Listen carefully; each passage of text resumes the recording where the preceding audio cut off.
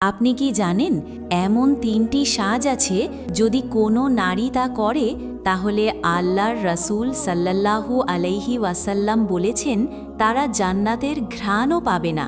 ভাবুন তো, শুধু সাজের কারণে কেউ চিরকাল জাহান্নামে থাকবে। আপনি কি জানেন সেগুলো কি? তার আগে ভিডিওতে লাইক দিন আর কমেন্টে লিখুন আল্লাহ আমাদের হেফাজত করুন। নম্বর 1, ভ্রু পাতলা করা। রাসূলুল্লাহ সাল্লাল্লাহু আলাইহি ওয়াসাল্লাম অভিশাপ দিয়েছেন সেই নারীকে যে ভ্রু তোলায় বা তুলিয়ে দেয়। নাম্বার 2, নকল চুল বা উইগ ব্যবহার করা। যে নারী নকল চুল পরে বা অন্যকে পরায় সে অভিশপ্ত।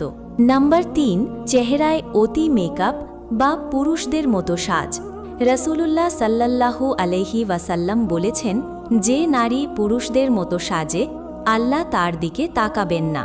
বোন, সৌন্দর্য